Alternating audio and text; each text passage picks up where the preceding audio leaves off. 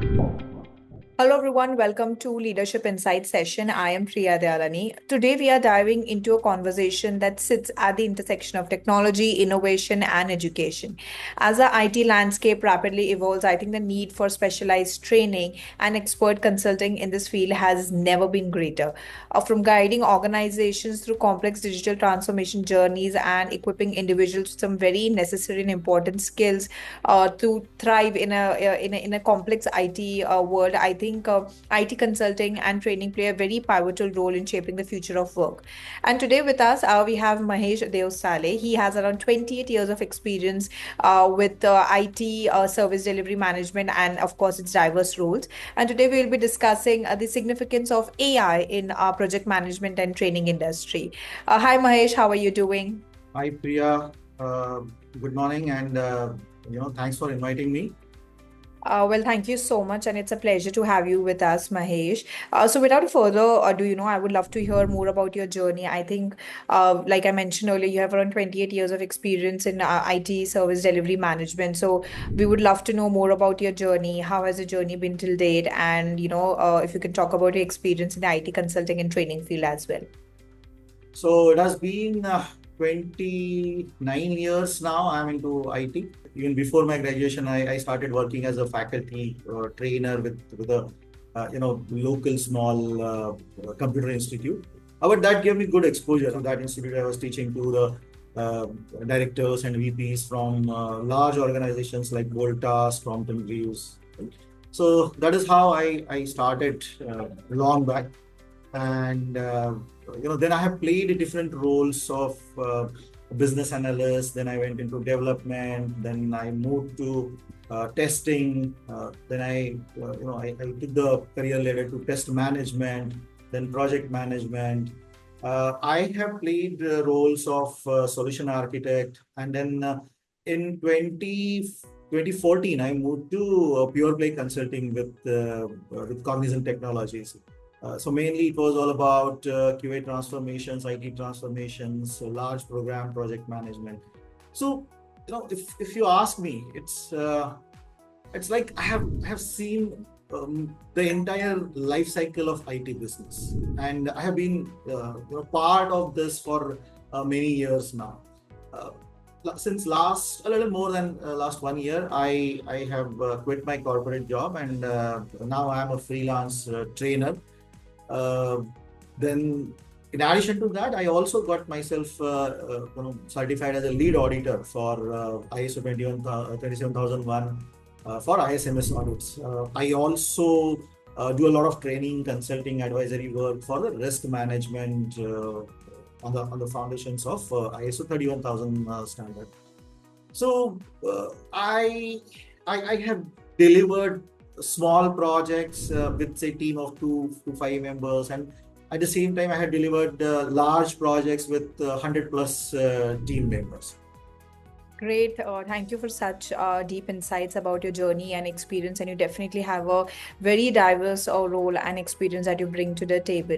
Initially I mentioned about how the IT landscape is changing. Traditionally, I feel the project management industry has heavily relied on human judgment to make decisions, allocate resources, and even manage risks to some extent. But now I think AI is entering this play scene as well, because it is promising to change how projects are planned, monitored, and even executed. And if you talk about the training industry, I think it's very important that you really need right skills to succeed with any project. But with the rapid pace of technological advancements, it's equally important for businesses to ensure that the workforce is continuously learning and upskilling. And I think here again, AI plays a very significant role. We want to understand from you, or what are your views in terms of how artificial intelligence is changing the project management as well as the training industry. So AI, I think that's the most appropriate subject everywhere these days. And why to deny it? I'm also preparing for ISO 45000, which is the AI related standard from ISO. So yes, AI is here, and it is going to remain. Right? It's not.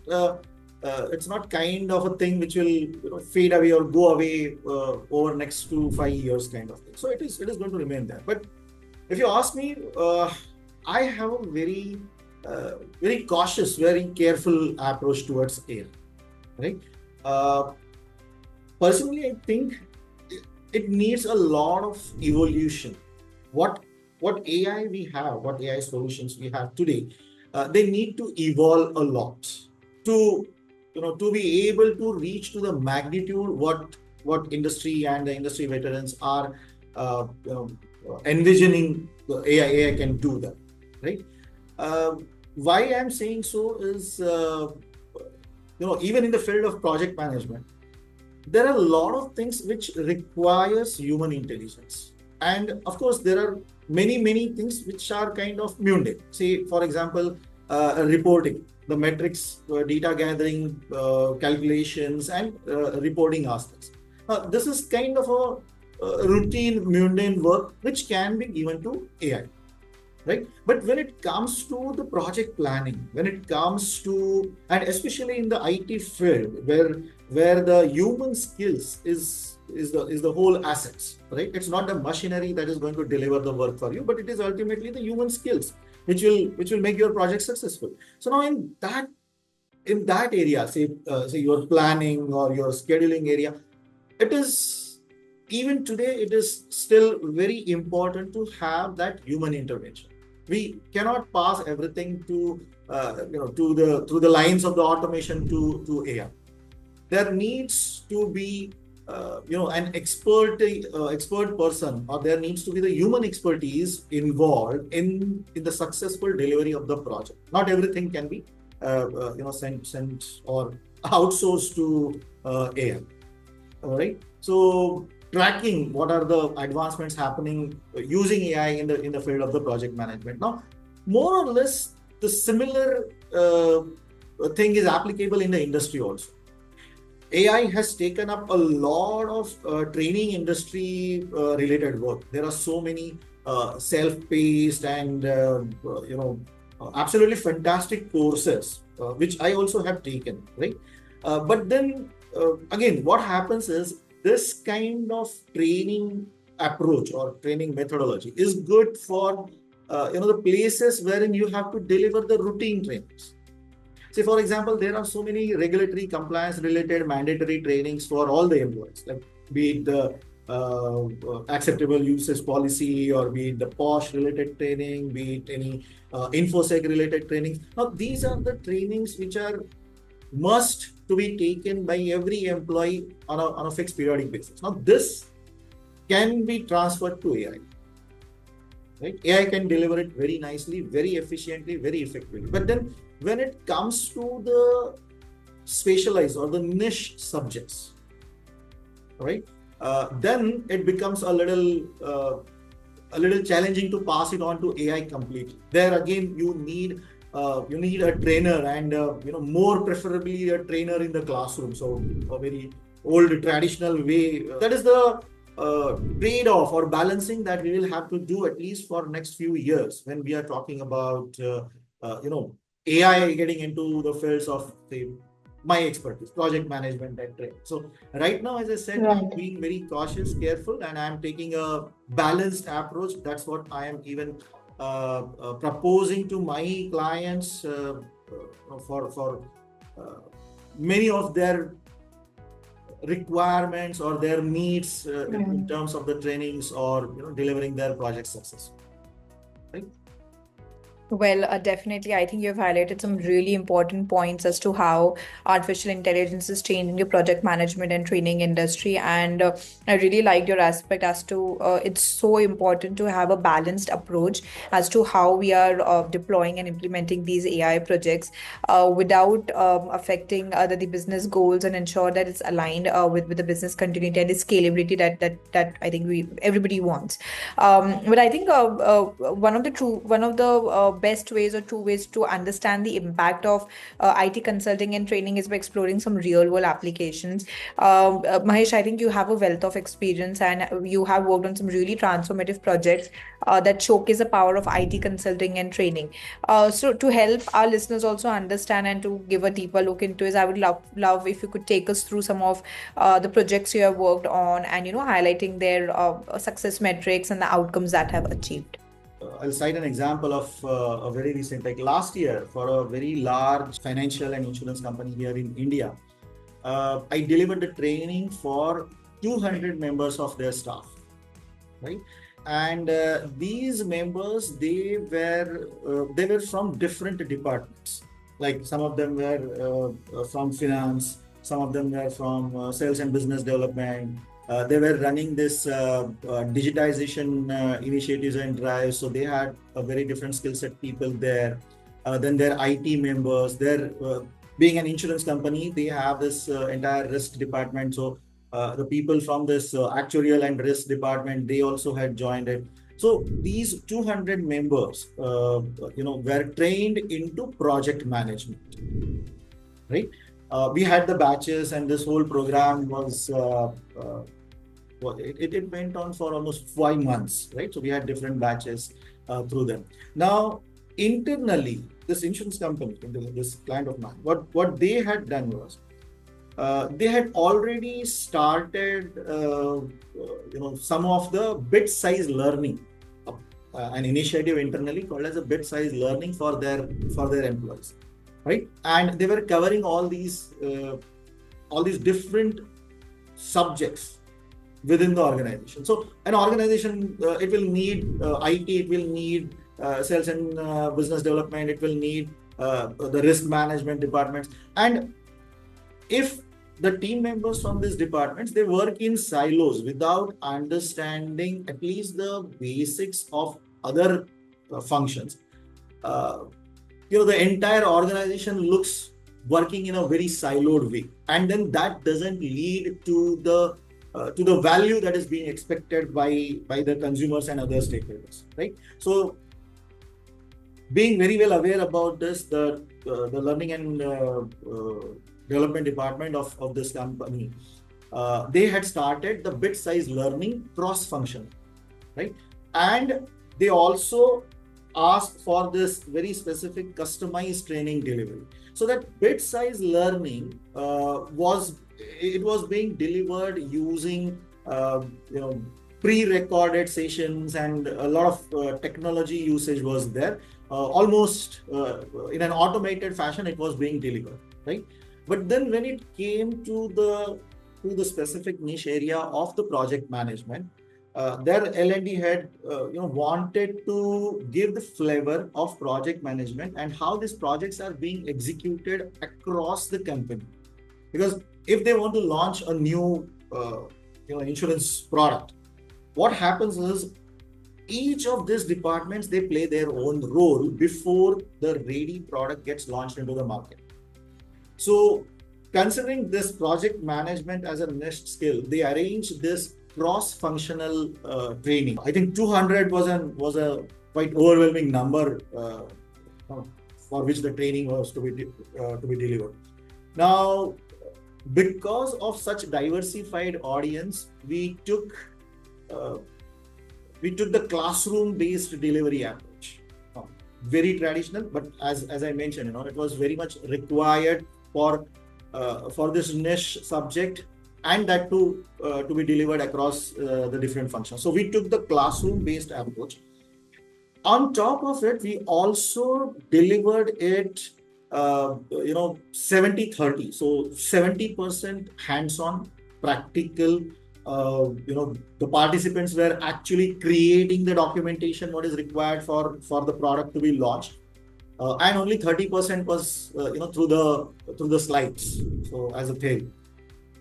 On top of it, we also took their own project example. So we made the entire training period and that training environment, the entire subject, so much familiar to them right from the day one.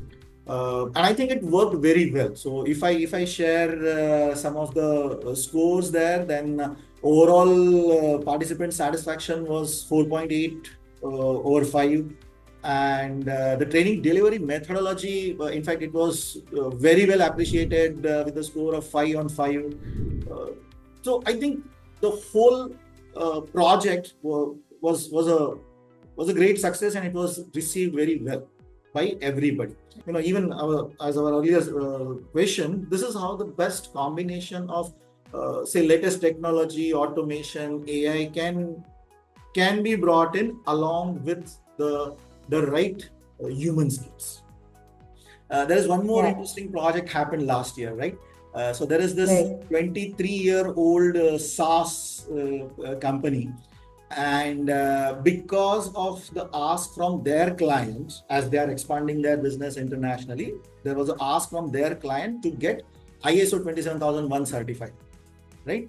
And when I was the advisory for them, and when we started working on it, we had two options. One was to go in a complete manual way and get the certification done, and the other was, there are the service providers in the industry which will automate your entire ISO 27001 certification journey by using some of their proprietary tools. Correct? Now, I had multiple discussions with the team there, with the founder of that company. We took the demos from these tool-based service providers for the certification, etc.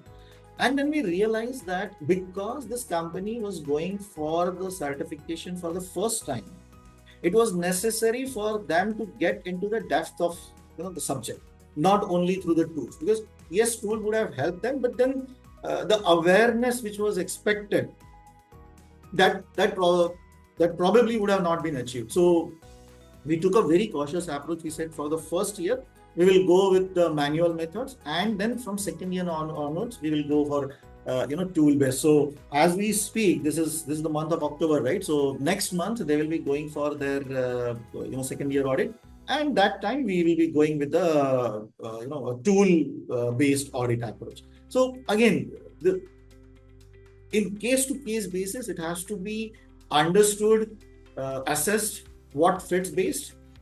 And then what part can be given to the technology, and what part still needs a lot of human intervention.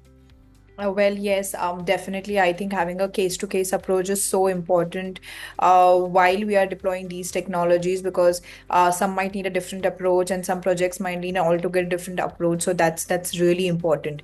I think that brings us to my next question. And I think as businesses are continuing to evolve in a digital age, the integration of these tech-driven solutions are not just an option anymore. It's more like a necessity to stay competitive and agile in a rapidly evolving landscape. So whether you're streamlining operations or you want to enhance customer experiences or adopt any cutting edge technology, I think the shift towards a tech first approach can be very exciting, but of course it can be very daunting as well, because with any transformation, I think business owners often face a lot of challenges when it comes to adopting these tech driven solutions. Now, one reason why we found that why project success rates are so poor is because of the low level of maturity of technologies that they have for managing these tasks. So just like I've mentioned this, what are some of the challenges you think the business owners are facing in terms of adopting AI or these other emerging technologies, and are there certain ways how we can address these technologies? Absolutely. So I interact with many small, medium-sized businesses, and I have worked with the large multinational tier 1 organizations. I would say to keep the pace with evolving technology is the biggest challenge for any service company, for any product company, and especially in the IT world. Definitely. We have to keep the pace with the evolving technology, which is actually changing, which is actually getting better every day, kind of thing. This brings multifold challenges. The first one is how much to invest into this. What will be my ROI? Correct. So by the time the industry was settling with, say, Windows 10, Windows 11 was in the market.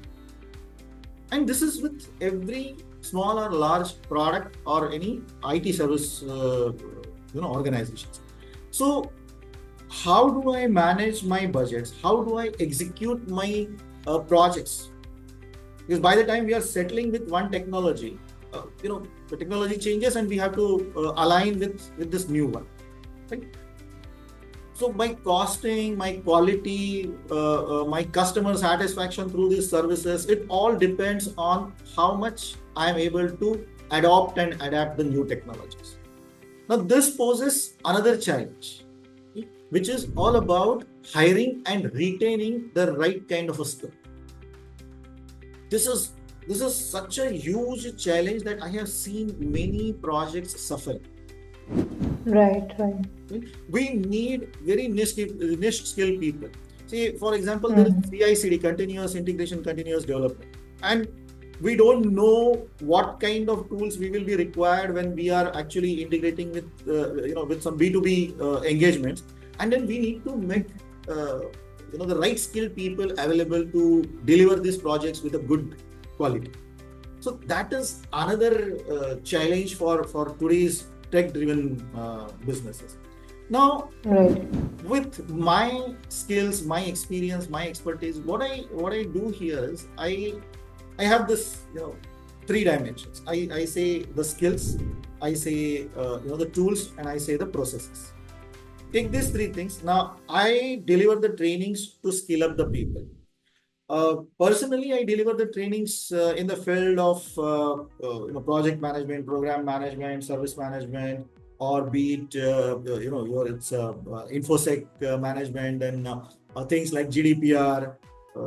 Bringing the awareness there, bringing the skills there. So that is all my personal expertise. But then I also have the associates working with me who deliver the trainings in specific technologies. So when we go together, it is the skills gap that we try to fill up. Correct? Then comes the part of the processes. So I am a GDPR DPO certified, so I can contribute in terms of making the processes stronger for data privacy, data protection, for infosec, for cyber security, for program project management. So there are multiple areas wherein I bring this trainings related thing and help the businesses, the organization to strengthen their processes. Now, while the skills and process part is taken care, you cannot escape the tools. We are all talking about the technology, so there needs to be the tools. So again, what I do is, I have more than 20 years of experience with tools like Microsoft Project Professional and online, and again with my associates also. There are many tools which we skill up, which we provide the training. Now this is through training. We also do a lot of consulting work around this process setups, setting up the center of excellences, helping the businesses to implement and adopt some of the very high-end tools. So as I said, these three areas like skills, processes, and tools, and then the two service lines of training and consultancy. I'm trying to play my role in a bit to help out the businesses with their current challenges. Oh, well, yes, I think the part to growth and scalability is definitely full of challenges and hurdles. Of course, that's non-negotiable. But again, with the right approach, like you mentioned, with a combination of using the right tools, people, and processes, I think business owners can definitely tackle these challenges effectively. And with your experience and expertise in the training field, I think they can definitely get a very right and set direction as to how they can scale their business. One last question, and it's a very different question as to the entire conversation that we are having. But I guess in today's professional world, in the training industry, I think the terms like trainer, coach, mentor or consultant or advisor, I think are often used interchangeably. But I feel that each role has a different part or a distinctive role it plays in the organizational development. Now, I'm sure you must have also come across these terms, and probably you have also used these terms interchangeably.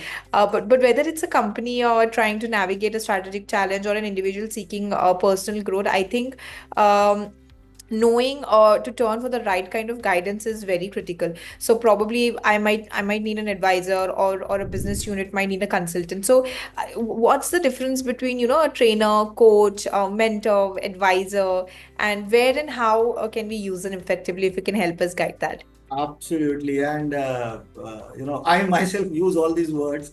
Sometimes I say I'm a trainer, sometimes I say I'm a coach, and sometimes I say I'm a Yeah. consultant, right?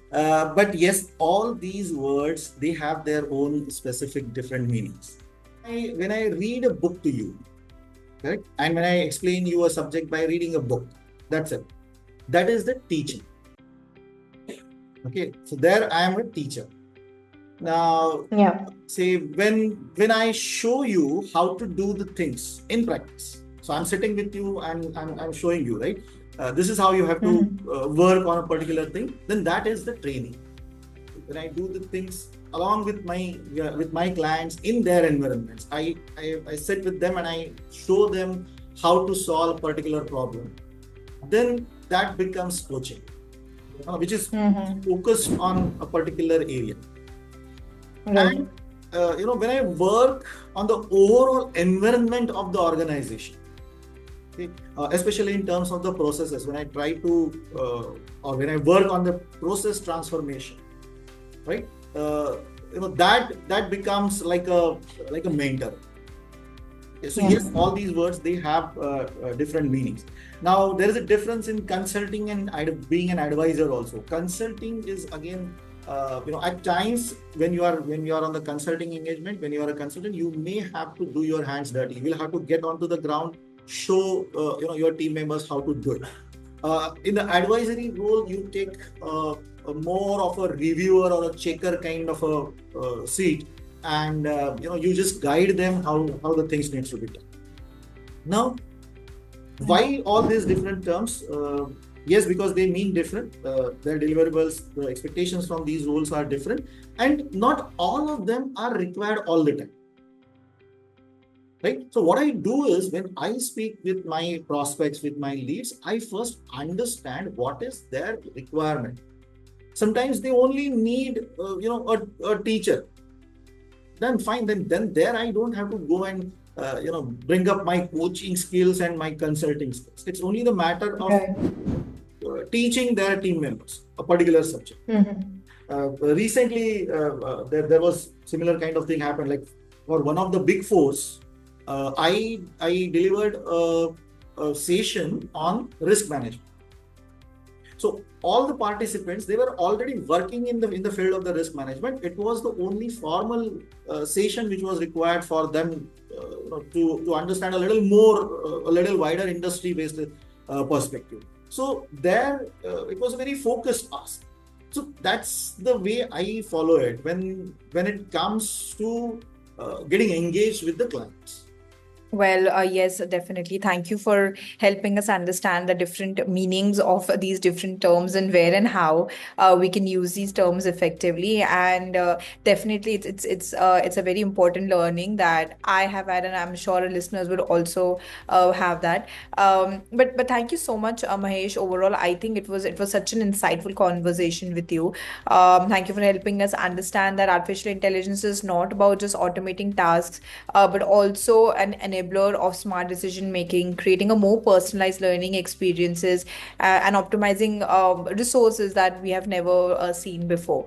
So thank you so much for your time and insight, Mahesh. It was great chatting with you. Thank you so much. Thank you, Priya. It was great.